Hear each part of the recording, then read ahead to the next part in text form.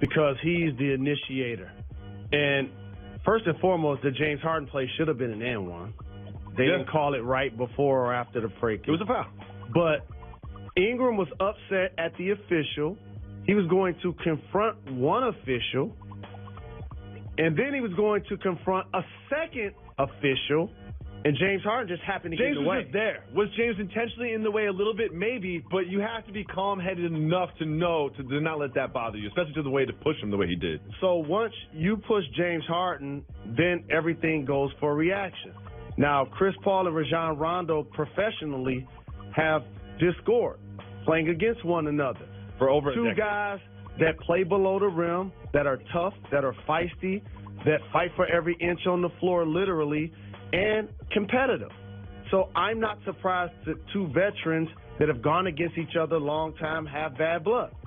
And during that game, there were a couple of situations where they got tangled up. Mm-hmm. One in particular, Rondo fell.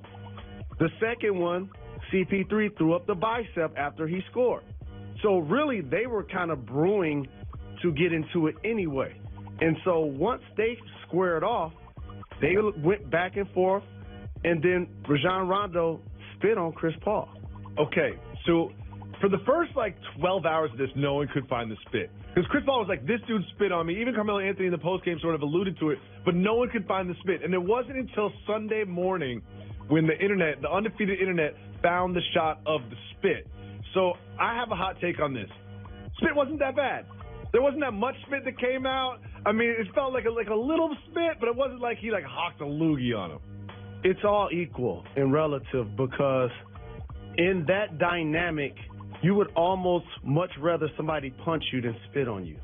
It's almost the psyche that you hear from NFL players saying they'd rather be hit in the head than hit in the knees. Mm-hmm. It's the exact same thing. It's a level of disrespect that you have when you attempt to do that to someone. And once Rondo does that, then all bets are off for the retaliation. And then so Chris Paul, in response to the spit, puts his finger in his hand sort of in Rondo's face, which is another trigger. That's another trigger, and it triggers Rondo to who you forget is left-handed until he throws a round left and lands right on Chris Paul. He lands his left. Chris Paul lands an uppercut. And obviously, people are trying to break it up.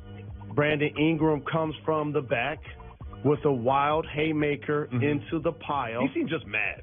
And what it showed me is a young player who's the longest tenured player with the Lakers, and rightfully so because he's a professional athlete, is feeling the pressure of a team that didn't make the playoffs the last couple of years that now has added LeBron James. Their games have been heightened. It was on national TV. The stage is a lot larger, and people are calling upon him to be that second all-star that's going to help LeBron James accomplish a lot of their goals.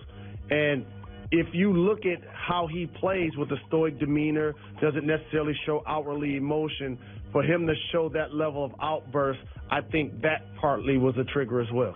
So there's a lot of questions I want to ask you about this, right? But one I want to ask is this, I paid very close attention to this. You know I love drama. You know I love conflict. And we always say we don't promote violence on this show. When we say the hold me back stuff, we always put an asterisk with it. I'm going to say this. I absolutely loved every second of this. I love that they actually threw punches. I love that they don't like each other. I love that these two teams don't like each other. I love that they're going to play again this season. I love everything about this. Do I promote violence? Do I think violence is wrong? Do I think violence is the wrong way to solve a problem? Yes, yes, and yes. Am I super happy that this happened so we get to talk about it and we get to focus on this for the rest of the year? Yes, absolutely. I'm not ashamed to say that. You're wrong, and I'm happy to be here to correct you because they can still be rivals. They can still compete as hard as possible. They can still have a level of dislike for the opponent without throwing fisticuffs. There's a reason why when two individuals get into a ring and they're about to do a prize fight, it's called boxing because there's a level of sophistication that comes with how you behave when things get a little physical, when things don't necessarily, when somebody getting up in your grill, when somebody elbows you, somebody flagrant fouls you, the level that goes over the top is when you start to throw punches. Well, what about when you spit on someone's face? Isn't that over the top? Oh, absolutely. Here's what I think in theory should have taken place. I think the commissioner, who Adam Silver, who loves this program, who I feel like is one of the best in the game, should have suspended Brandon Ingram 15 games. Wow. Should have suspended Rajon Rondo 10 games and Chris Paul 2. That seems heavy-handed, Mr. Rose. Once you appeal it, it ultimately is Ingram misses 10 games and Rondo misses 7 or 8. And here's why. Bobby Portis punched his teammate Mirotic in practice. Mm-hmm. We didn't see this happen. Mm-hmm. He got 8 games. The Clippers, when they had an issue at the Staples Center and they were trying to find the back door, allegedly to get from the Houston was trying to get into the Clippers locker room, those players got 2 games. Houston should know where the tunnel is by now. Like, y'all tried this last year. You're in the same building. You should be able to find the tunnel now. So I'm not just making up these numbers.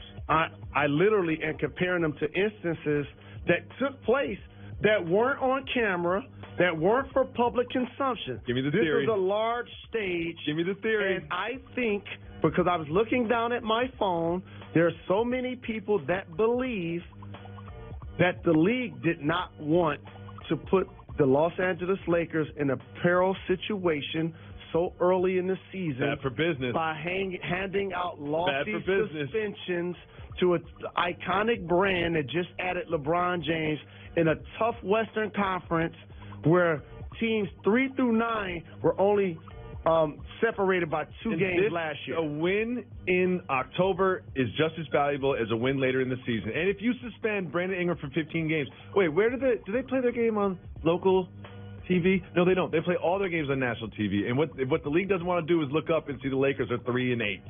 Or 3-10, and that's probably what would happen if you take away Rondo and Ingram for this many games.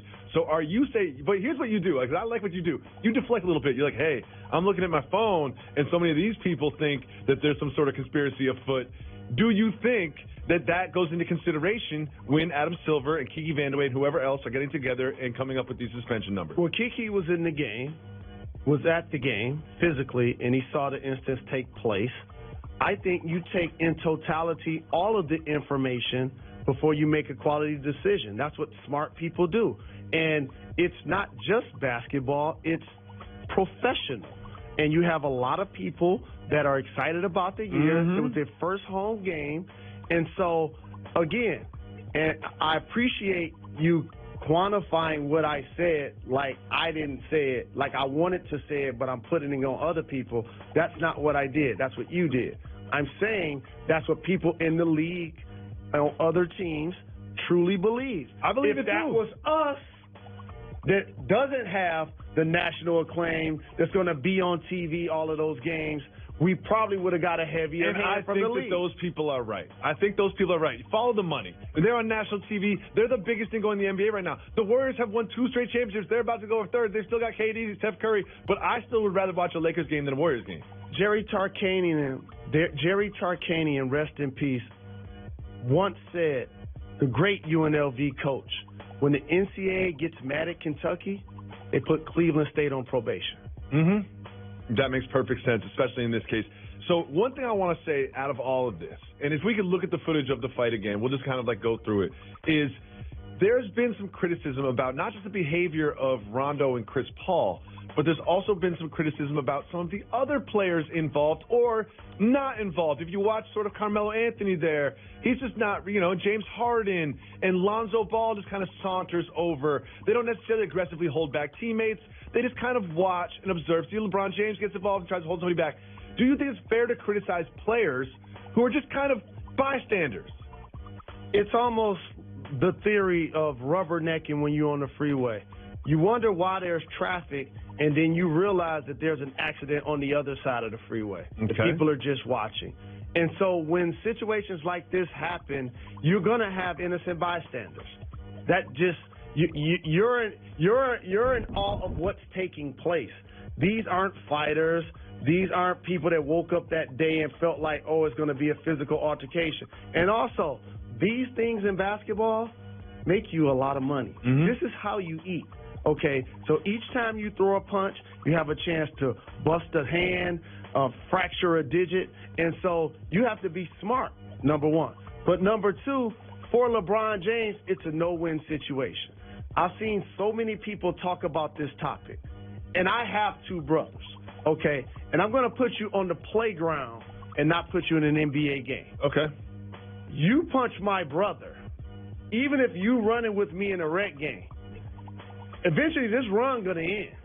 I got to go home with him, okay? And the last time I checked, Chris Paul and LeBron James are the godfathers of each other's kids, okay?